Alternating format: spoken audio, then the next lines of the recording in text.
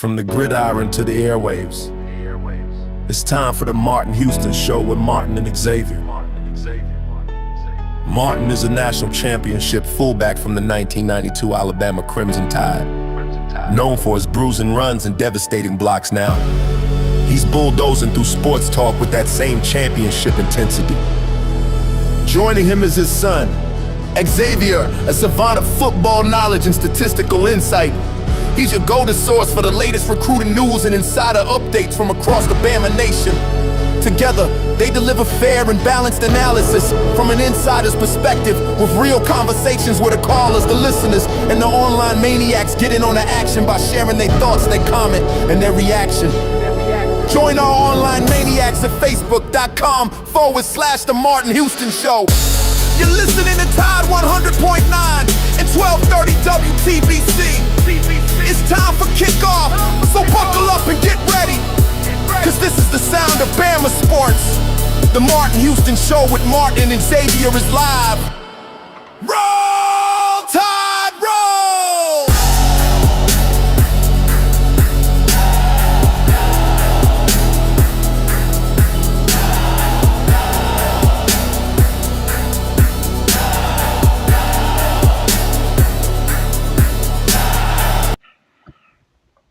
Roll Tide, roll. Good morning, good morning, good morning. Glad to have you with us this morning. We're live, open, ready to get things rolling right here in your home. For Alabama Sports, Tide 100.9 and 1230 AM WTBC. We're glad that you're up and at 'em with us. We're glad to have you as a part of the program. Maniacs, jump in on the conversation. Let us hear from you. As you can see, we got Coach DeBoer piped up this morning, ready to get him in on the conversation. And so we're going to get some thoughts, comments, and reactions from him. But we want your thoughts, comments, and reactions to what he had to say. He had a lot. I mean, some of the things that jumped out at me was the self-scouting, what he said about Ryan Williams, what he said about the quarterbacks, what he talked about. He had like 3 questions in a row that kind of focused around the offensive line and their position and the coaching staff. He talked about the freshmen. Of course, glad to hear Dre Kirkpatrick is back in the fold. He even talked about one of the positions we named in the Houston Power Rankings as a major concern, which was the inside linebacker position. He talked about Del Gotti. Secret's out, right, Sim? Yeah, it feels like it. Secret's out. So we'll break down all of those conversations this morning. Remember that this is a day that the Lord has made, so let's rejoice and be glad in it. Take some time today to notice someone, love someone, serve someone, be the difference you want to see in the world today. All right, guys. Good morning. Good morning. Good morning. Good morning. All right. Kind of tell me where y'all want to go, and we'll go from there. Let's go ahead and kick off with Coach DeBoer. Yeah. Well, what from Coach DeBoer? I mean, Coach DeBoer had a 20-minute presser. Okay, let's start off with the quarterbacks from Coach DeBoer. All right, let's see. Quarterback conversation. Let's see what he had to say about it. Yeah, he did have some interesting thoughts there in terms of the quarterback. So let's see what Coach DeBoer had to say about the quarterback room.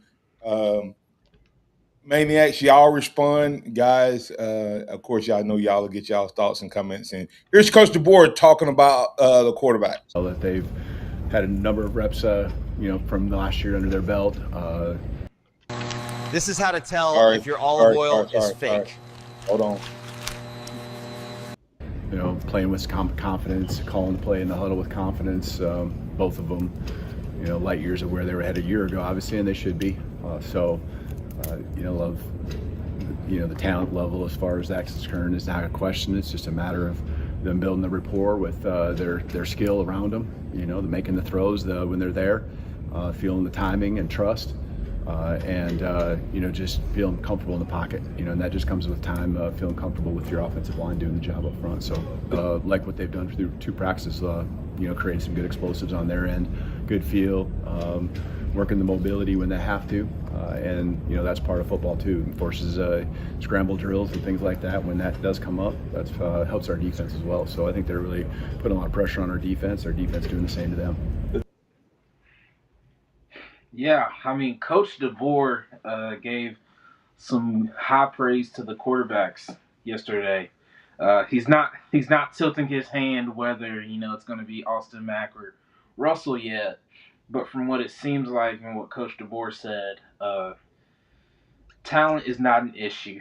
So Alabama fans should rest assured that they're not going to worry about having a quarterback that's not up for it and not able to compete at a high level. But going forward is they just need more reps, which that makes sense for both those guys because they haven't had a ton of in-game reps in their career yet. And so as they get more comfortable and as the offensive line gets more comfortable, I think you will be able to see who is, I guess, more comfortable in the offensive line because I'm sure them being with the offensive line isn't super comfortable where they want to be yet either. So I feel like they're having to work together in that. Yeah, and just if you're watching online, Coach DeBoer, like he been in the gym a little bit too, slim down some. But no, That or stress. yeah, something. But no, I like what he had to say about the quarterbacks, that they're both doing things well, that they're both learning, that they've both matured, talking about their light years ahead of where they were this time last year, as they should be, what was his direct quote. But it's too early to tell, but it looks like it's going to be a fun and exciting battle during this spring for the number 1 quarterback position. Yeah, without a doubt. And he said several things in there talking about them creating a scramble drill, them using mobility to their advantage, but also creating some pressure from the defense. I mean, on the defense, but the defense on the other side creating some pressure for them. So as you said, Simon, I think both of these guys doing well, and it's kind of you don't expect them to talk about the other guys, but it was obvious when you say QB, you're talking about Mac and Keelan, and those 2 guys. It's only 2 days in, so some of that's coach speak. But when you hear things like scramble drill for both offense and defense, when you hear things like the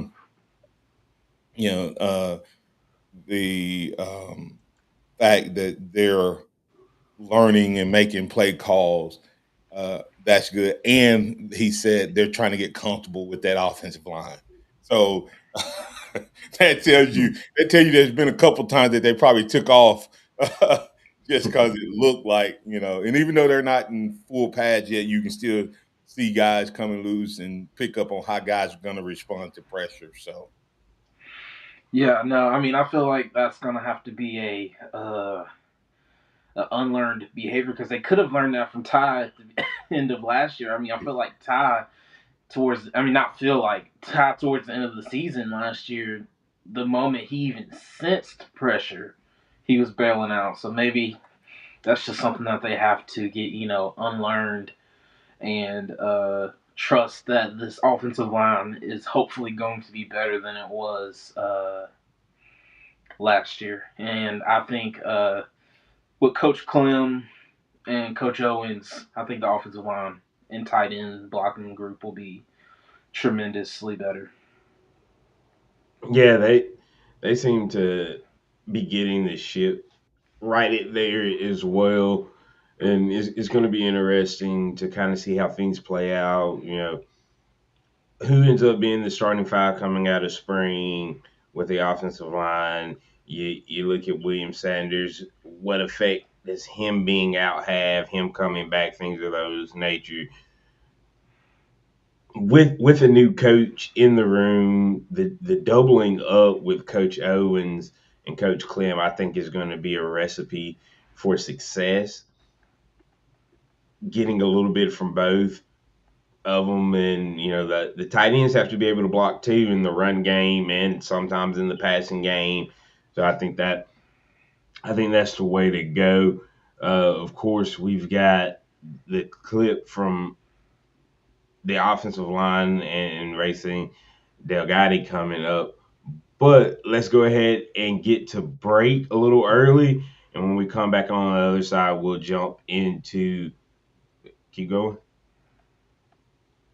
Well, go ahead and jump into the Racing Delgado clip for the offensive line and hear what Coach DeBoer has to say about him. Yeah, he's come in, really built himself up. I think the strength and conditioning program was a big part that he was excited about. He took advantage of that. The last few weeks, you could really see him take some strides there with his strength numbers.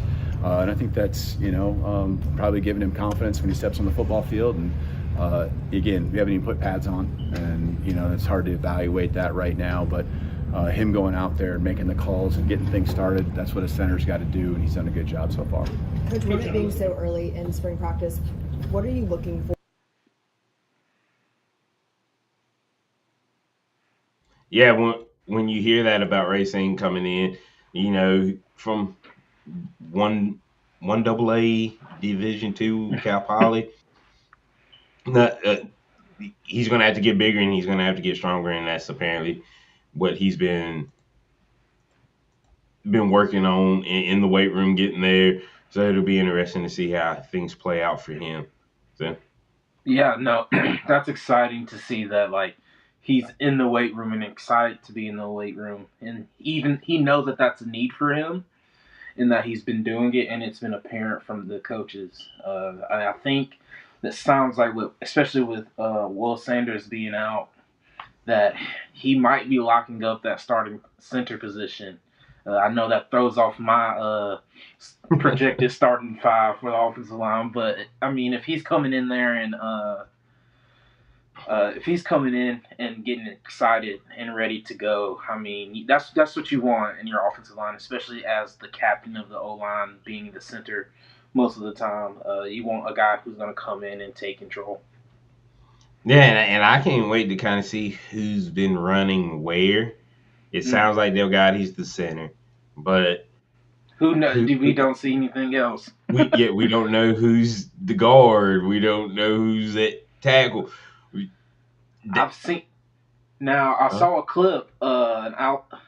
It was like a half a second clip. If you watch the first after the first day of spring practice on the Alabama, they post a little like practice clip highlight, and AK Deer was with the first team running back, because I'm assuming it's first team because Austin Mack was handing the ball off. Saw Jackson Lloyd in there, so that could give you something. I didn't see anybody else for sure, but that was Jackson Lloyd. So I think he was at least on one of the he was at least one of the tackles. Hey, that's two out of that's five. what I like to hear. That's part of my strategy. But we've actually got a clip of Coach DeBoer talking about the offensive line as a whole. We'll get that playing for you. Maybe not quite to that extent across the board when you talk about the coach and all the players. But you've had times where there's 3-4 starters that you have to replace. And so guys are hungry. Guys come in, they're wide-eyed, ready to learn. It creates competition. That's what you want across your team, but especially in that room. And they, really made a lot of improvements in the strength, and really excited about. You want to be excited about every guy, but excited about some certain guys in particular. And now you just got to see that translate onto the football field. And right now, there's still some thinking going on. They're trying to get used to just what their job is, much less trying to get used to playing with the guy next to them and hearing those calls when the bullets are really flying. Walkthroughs are one thing, in the meeting rooms another, but now you get on the football field. So there's a learning curve that these guys will go through, but I'm excited about what Coach Clem brings and the mindset, and that's really what you're trying to create as a football team, but especially up front, you're creating a mindset, creating an attitude here as you go through the practices. Seems like a lot of Gotta love hearing that, talking about getting used to each other. learning curve, and that's the biggest thing about spring ball, especially like you said, when you're replacing 3 to 4 starters, there's going to be a learning curve. Bama's got a lot to replace up front. Is that a good thing? Is that a bad thing? When you look at the last couple years along the offensive line, might bode well for being a good thing, especially with Coach Clem and Blanche before said, I expect Alabama's O-line to be much improved under the tutelage of Adrian Clem. And I think that's what we all expect due to his ability to improve offensive lines everywhere he's been. But this offensive line, it's still young, though, Simeon. It's still not a lot of experience.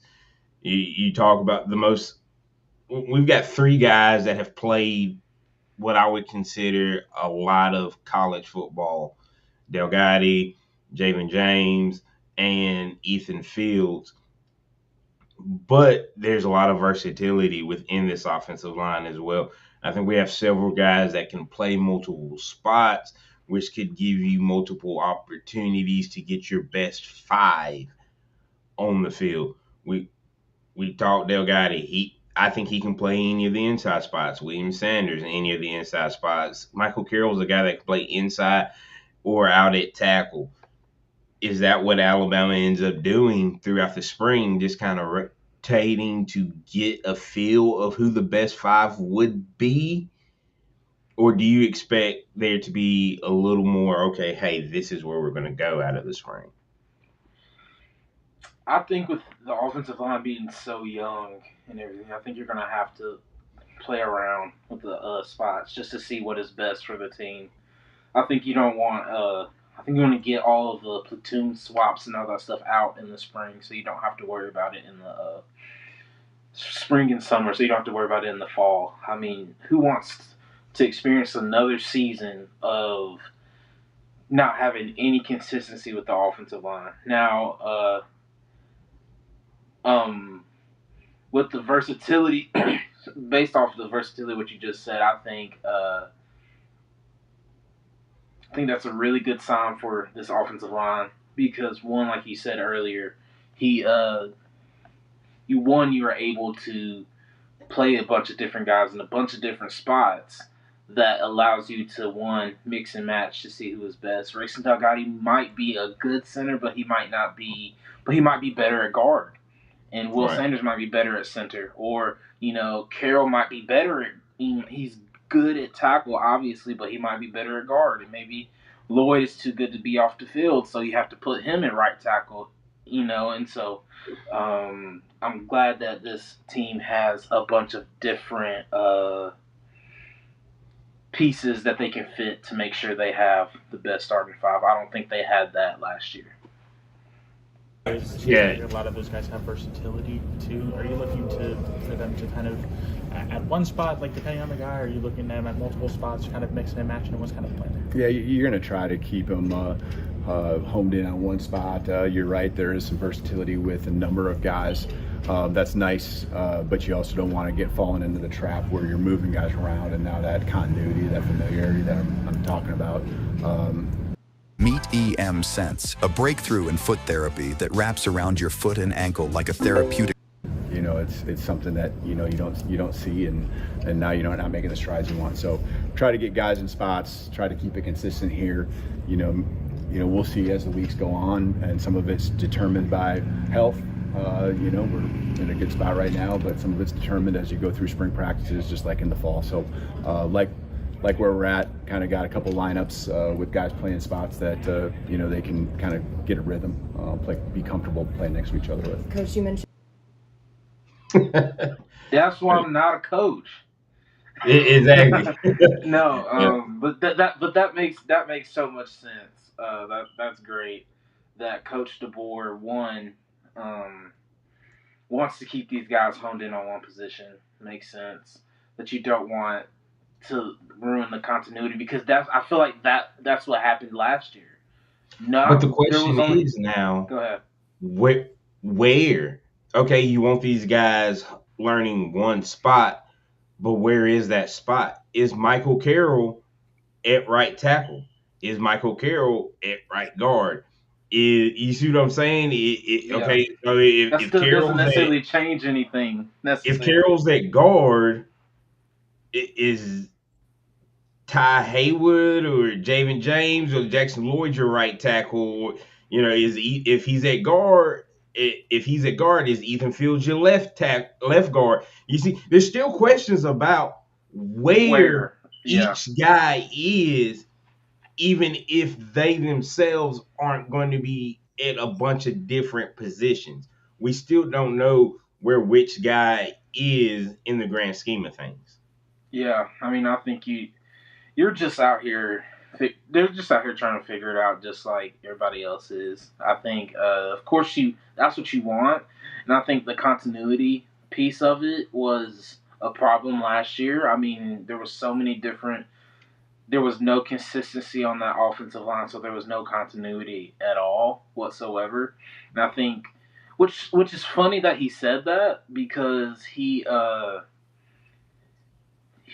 that to go on last year. Mhm. And so I don't know if that's something that is really a new revelation to him because all of last year there was no continuity. Um, so who knows? Hopefully it's one thing is health for sure, but hopefully they're able to get a starting five and maybe a six man to rotate in. Yeah, I thought it was interesting that he said that this year they're going to try to create consistency. So, does that mean that? I guess that could bring up several questions. One being whether or not last year Coach Cap didn't have the ability to assess who was best where. That's a possibility, right? Right. And Clem came in or Coach Clem came in and said, "Okay, here's the deal. We need to put guys somewhere so that they can become." Because he did mention without thinking, right? In one of the other clips, he was like, "Guys are getting reps and not having to think so much." I think that's when he talked about the freshmen, um, and we'll get to that clip in a little bit. But and so to me, I guess the question becomes: Did we have guys a step slow because For they sure. didn't get enough reps? Um, it's crazy to think about that this year you're gonna come in and kind of lock in, right? Because Yeah. when I heard you guys talking as I was working something off air, I was like, I just hate that you guys are saying that. But anyway, the Well, versatility. we're just saying it based off of what we've seen. It's not like he has been consistent in the offensive line. I mean, we watched all of last year him play 8 different guys, and so All we're just year. like, yeah. So we're like, okay, well maybe he's gonna do that again. I don't. I personally didn't want him to do that, but I mean, if he's gonna stick to a starting five and maybe one more, that's. I mean, I think that's better for everybody. Yep. No, And I think and I also, think go ahead, Xavier. I think the starting five wasn't my thought process was who's going to play where Yeah. because of the versatility. Not that we'd have a crazy rotating door, but you find your best five, and finding the best five is a lot easier when you can plug and play guys at different spots because of their versatility. Yeah. Well, what I think he was saying was last year we had both. We played guys in different positions uh, and moved them around, and and we had different lineups. I think what he's saying right now is this spring he is going to lock them into their position. I don't think he's going to lock in the starting five per se. I think it's like this guy's a guard. That's why it's possible that we could see Carroll at a guard. I haven't seen it yet. Viewing period is tomorrow, uh, but I think there's a real possibility that you lock guys in right to a position, And it seems like Delgatti has that center position based on the conversation. So, hey, let's go ahead, guys. If you guys don't have any other thoughts or comments on the O-line, we'll take a break here. We will get, since we were talking about O-line, coming back on the other side, we'll get some of that coaching assessment, that what he had to say, because that kind of followed after that question. And I think he's feeling really, really good about the coaches he has. He paid respect to the prior guys, but I think he feels really good about what he has, in his cupboard. So we'll break that down. We'll talk about Ryan Williams. We'll talk about inside linebackers, culture. Mine is self-scouting. His response to self-scouting tells me that they have looked at what we have complained about all offseason. So y'all guys tell me where you want to go on the other side. You listen to the Martin Houston Show with Xavier, Simeon, and Martin. We'll be back on the other side. Tide 100.9 traffic. Tuscaloosa traffic now from the Townsend Nissan Traffic Center, getting off to a nice and quiet start on your hump day Wednesday. 2059 wide open between Joe Malisham and 359. Coming up to the intersection of Lurleen Wallace and 69, you're all good to go right there at McFarland. And 43 southbound onto McFarland, not bad at all. We move quite nicely as you travel on 15th Street here. It is all wide open as well between McFarland and Lurleen Wallace. With your Tuscaloosa traffic now, I'm Tammy Thomas. This report is sponsored by Discover. At Townsend Nissan, we bring the value. Drive the 2026 Sentra for just $279 a month, one of the lowest payments in Alabama. And the Rogue and Pathfinder both come with 0% APR and a $5,000 off. Every new Nissan includes our lifetime powertrain warranty and 3 years of free oil changes when you mention Steve and DC. Townsend Nissan, your family in the car. That we Guess what? Discover's accepted at 99% of places that take credit cards nationwide. You heard right, 99%. If you don't think so, maybe it's time to face facts. You're stuck in the past. Based on the February 2024 Nielsen report, learn more at discover.com/credit card. It's a crime to pay more than one dime down. So get to Tuscaloosa Chrysler Dodge Jeep Ram. Plus, they have acres of certified pre-owned. TuscaloosaCDJR.com.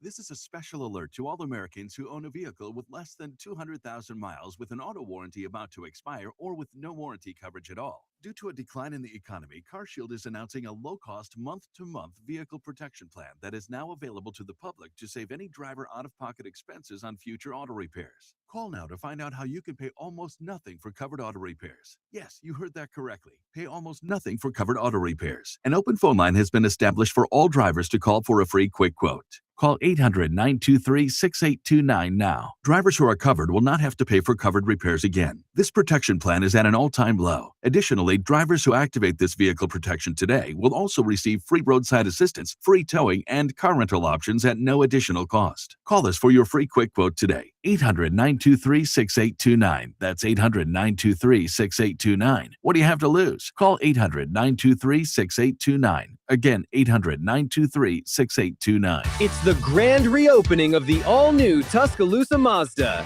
Get the grand reopening price. Plus, make no payments till spring. TuscaloosaMazda.com. Weather brought to you by Tidwell Chiropractic, the only third-generation chiropractor with over 28 years experience in Tuscaloosa. Call Tidwell Chiropractic at 752-7503. Tide 100.9 Tuscaloosa weather. Partially sunny, warm, and breezy today, the high 81.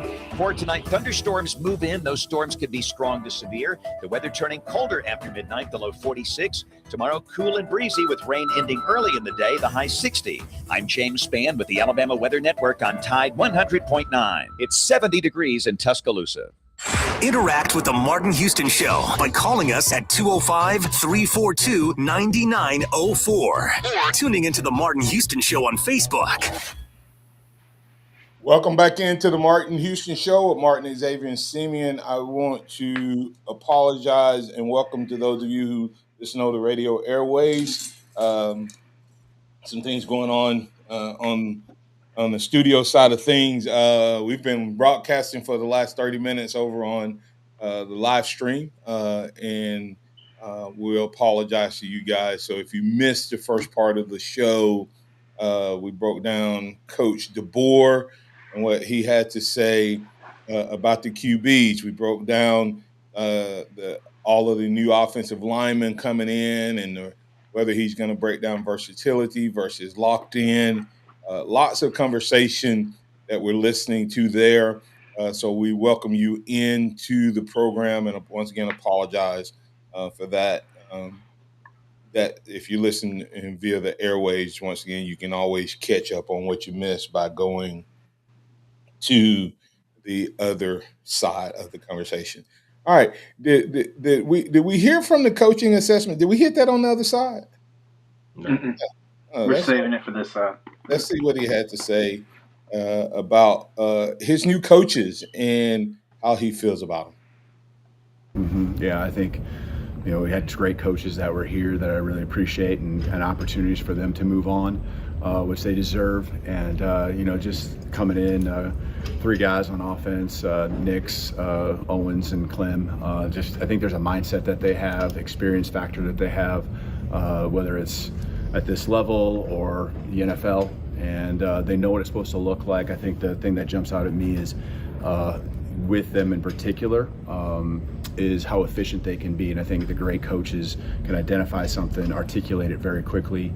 It makes sense to the player, not putting too much in their head, so they can play fast. But you're coaching, and that's your job. And so the players are supposed to compete and grind and refine what they're doing. They're taking it all in because they do see the expertise that these coaches have.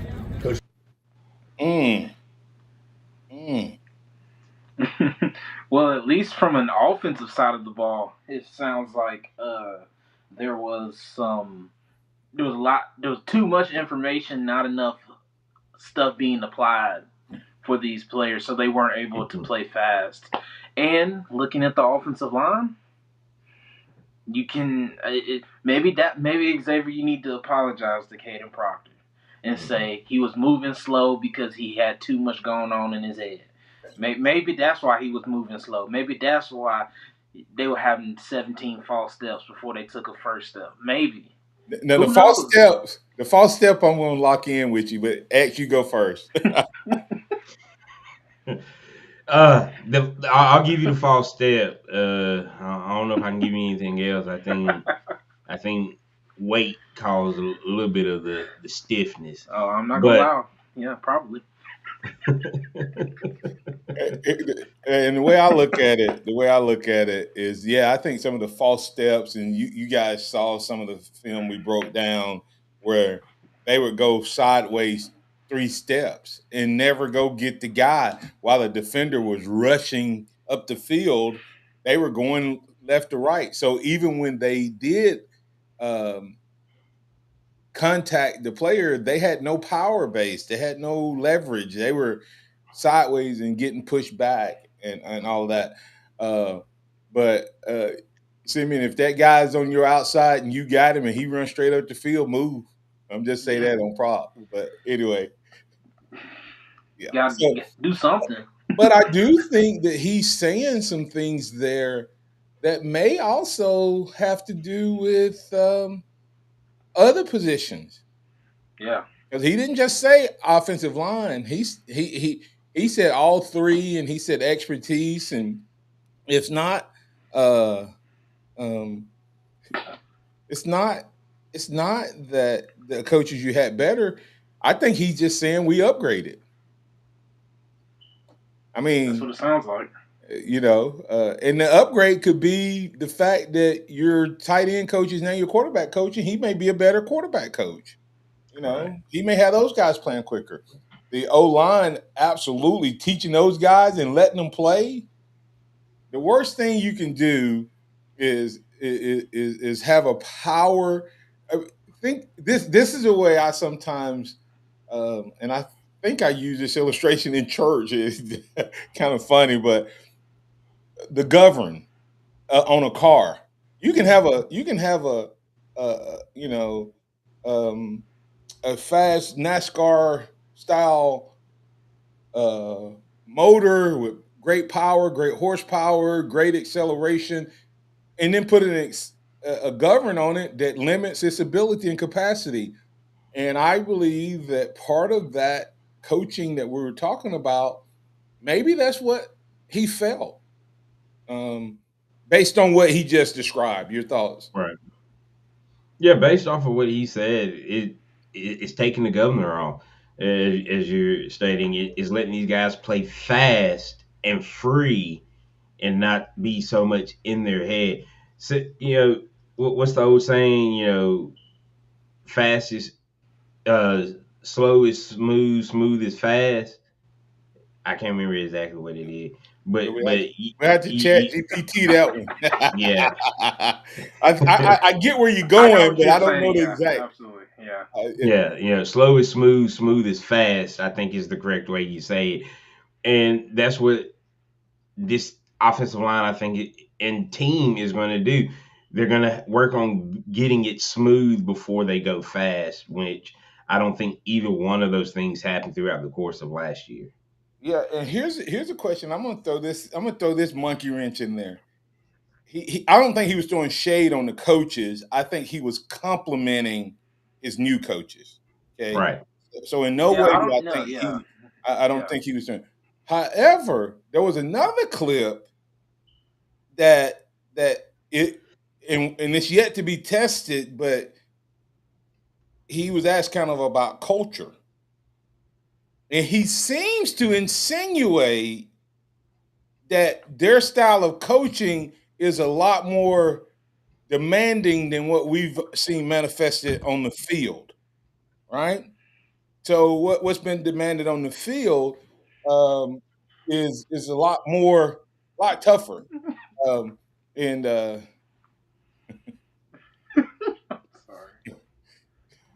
and if y'all Xavier and Simeon were not smirking at what I was saying, Blind Squirrel Sport, a Georgia fan, said, so that's what Kirby needs in Athens, governors on all the cars. I might start a petition for that. He's right. That's a sidebar, but he's right. I just wanted to make sure that anybody watching the video, listening, and clipping, they don't think that you guys were smirking at No. what I was talking about the Not culture. at all. Listen to what he said and respond. Was he throwing shade at the guys who left? Maybe was his mouthpiece. Just maybe. It really doesn't change. I feel like our culture a year ago, there was a window, and we were able to retain everyone. We coached our guys hard. I mean, that's what you have to be, and the guys will weed themselves out if it's something that they just don't want to be a part of, and that's meant to be if that's the case. And so we want the guys that want to be here, want to be coached up. The coach's job is to teach, critique, and demand. And we're going to demand excellence, the greatness out of them every single day. And so these guys. They're going to get coached hard. They want it. The portal window, it probably, if anything, gives you an ease of mind that this is your football team for the most part, whether it's guys leaving or guys coming. And, we get to work as a team to build what we want to become, and this is the time that you do that. All right. Hey, guys, I'm going to let that set just a little bit, and then I want y'all to respond on the other side. Because he said some stuff. He said some stuff that's, as Jacob Powell said, shade, right? Was he throwing shade? And I have a new leadership. Saban had the process. I'm going to have to build a new leadership around TCD. Teach, critique, demand. We're going to talk about it on the other side. And then some of them leave because of that. You listen to the Martin Houston Show with Martin, Xavier, and Simeon. We're going to take a quick break here. Coming back on the other side, we'll put the finishing touch on the fourth quarter of today's program. Tide 100.9 traffic. Tuscaloosa traffic now from the Townsend Nissan Traffic Center. We're not doing too shabby along the roadways on this hump day Wednesday. On Lurleen Wallace, southbound onto 15th Street, you will slow up just a bit there as you try to make that transition. Also, 25th Avenue onto 15th Street, that's also just tapping on the brakes. Meanwhile, 2059 moves smooth from 359 to Joe Malisham, and Skyland Boulevard at 69. That intersection also pretty wide open. With your Tuscaloosa traffic now, Tammy Thomas. You got 6,000 people in there in that place rocking. You get the energy, you get the crowd. I think that's what makes college baseball the best of the best. That's why you come play college baseball right there. Alabama baseball season is here. Come out to the Joe to be a part of a great SEC slate. Head to RollTide.com to reserve your tickets. Roll Tide. The Tide is storming back. Oh, baby. This is gone. All the way to the Rangers. Goodbye, Bilbo wins it. Did you know that 90% of the lawyers you see or hear advertised aren't even in Alabama? Just think about that. I used this guy, Stephen Mesrano, twice because he did what no other lawyers could do. He won for me, and he can win for you. Mez wins. Thanks, guys. I'm attorney Stephen Mesrano, and I win. Call me, 205-800-8000, and let me fight for you. And when you call, you'll actually talk to me. 205-800-8000. I've got this. No representations made that the quality of legal services to be performed is greater than the quality of legal services performed by other lawyers. Excess, pre-owned, inventory sell-off. Now at Mercedes-Benz of Tuscaloosa. Thousands off, and we pay the sales tax. You heard right. Thousands off, and we pay the sales tax for you. 200 pre-owned vehicles at Mercedes-Benz of Tuscaloosa. Great fourth quarter sales. Brought in a record number of trade-ins. Chevrolets, Mercedes, Hondas, Toyotas, BMWs, Fords, all makes, all models, cars, trucks, and SUVs. Many still have the factory warranty. New car shipments are on the way. These pre-owned vehicles have got to go. Need financing? We have banks and local credit unions ready to lend.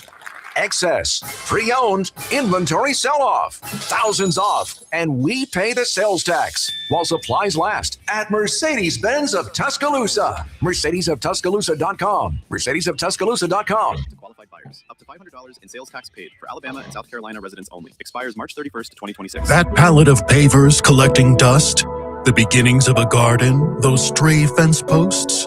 Are you haunted by half-finished projects on your land? John Deere is here to say, not anymore. Our compact tractors allow you to swap implements easily, and they're backed by the nation's largest dealer network. You always had the right idea, and with the right tools, those projects can get finished for good. Nothing runs like a Deere. Learn more at johndeere.com/compact tractors. Whether you're a working professional or an active dad, Gameday Men's Health in Tuscaloosa offers convenient expert-backed care for all men looking to feel and perform their best. They specialize in testosterone therapy, ED, weight loss therapy, and peptide therapy. Their easy, 3-step personalized treatment plan will get you on the right track to feeling and performing better. All you have to do is stop by Gameday Men's Health at 1013th Street East in Tuscaloosa for a free consultation. Keep it locked into Tide 100.9 for more of the Martin Houston Show with Martin Houston and X's and O's Sports, Xavier Houston.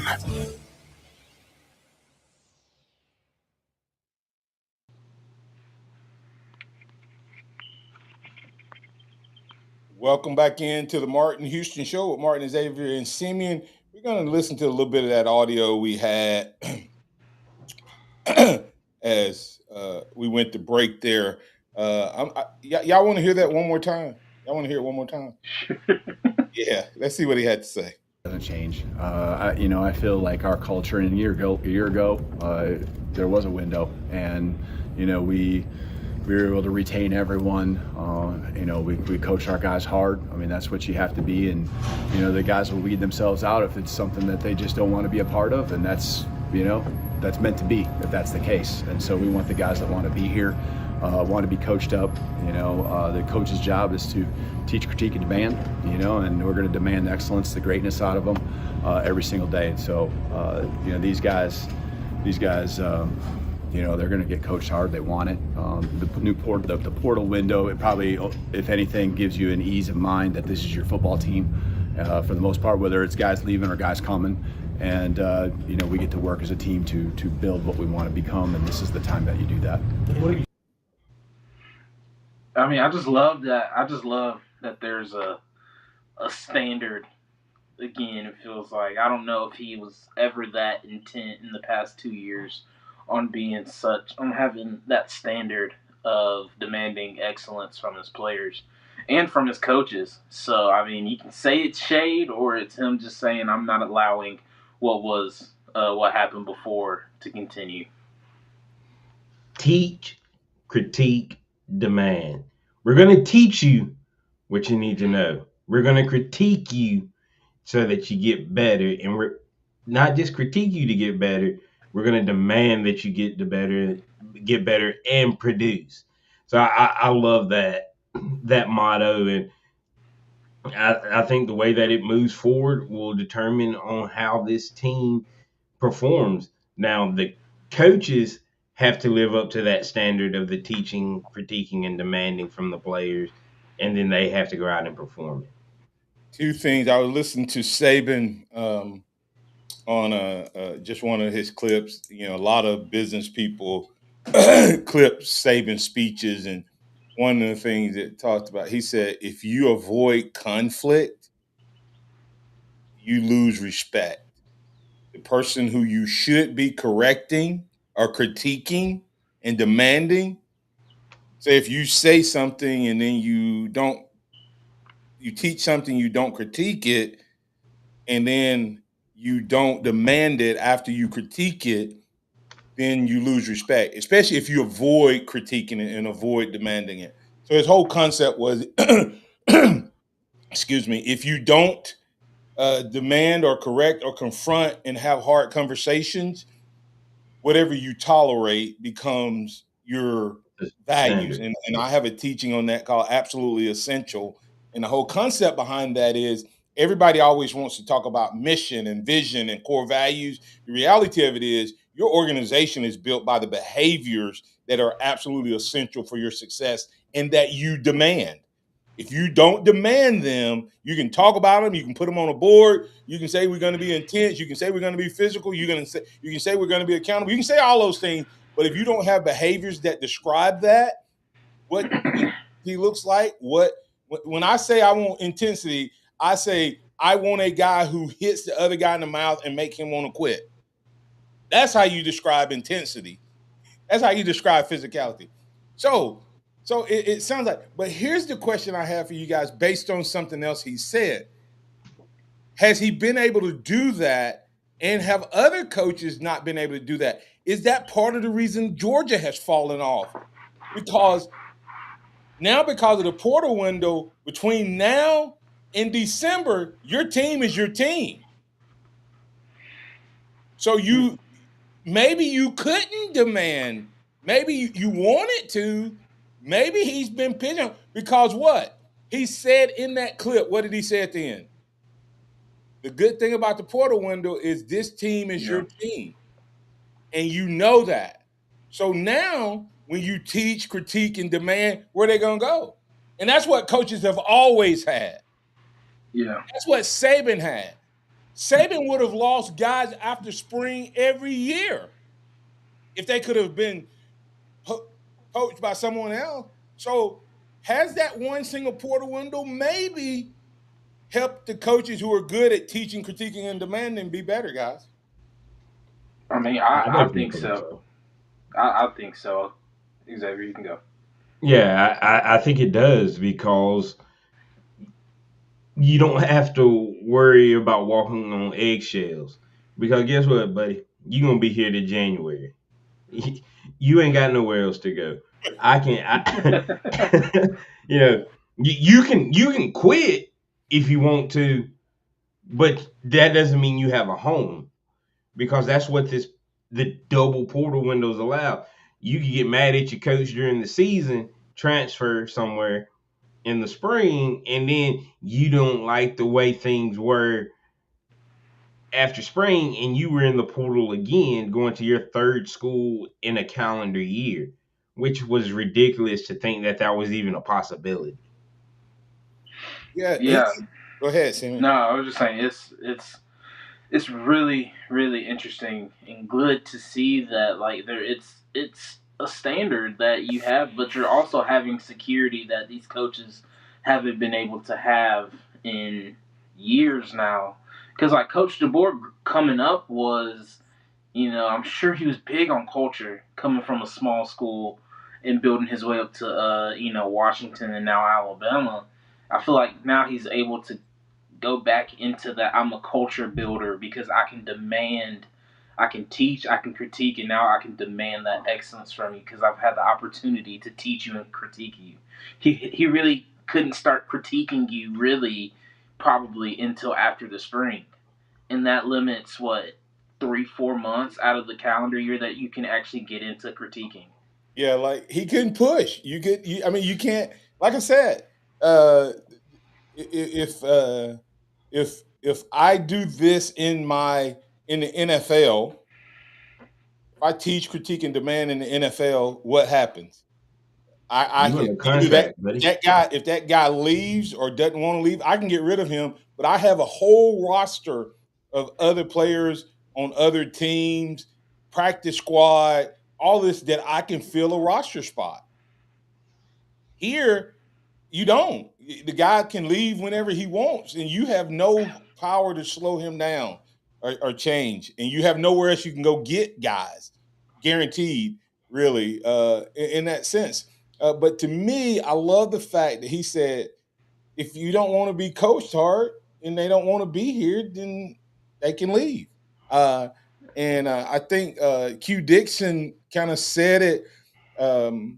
He said, this is Q Dixon's statement. He said, this is the first interview I've heard DeBoer give where it was not all this coach speech. He realizes now that all this positivity talk all the time gets you nowhere. You have to demand eliteness. And that's why I addressed what I said before. Was it that he was pigeonholed into a corner? Did he always want to teach this way and talk this way? And you had rebellion, right?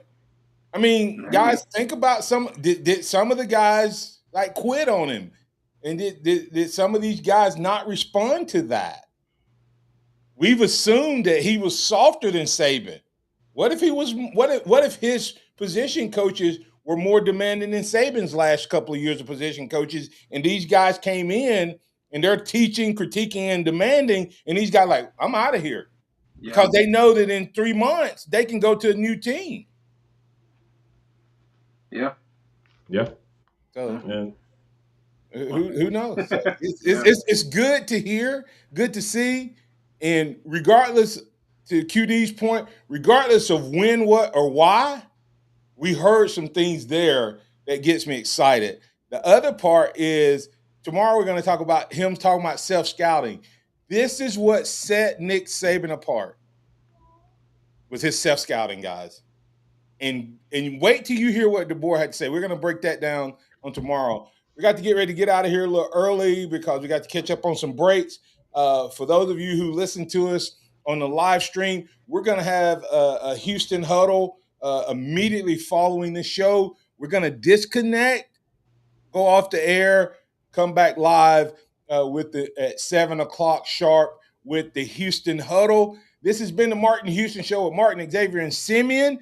We apologize once again to those of you who listen on the radio airways and were missed out. You can always go back to the Martin Houston Show, like, follow, and share there. And also, if you're not subscribed to the Houston Huddle, do so. More content coming up on the other side right here on Tide 100.9. Remember this, trust in the Lord always, lean not your own understanding, always acknowledge him, and he will direct your path.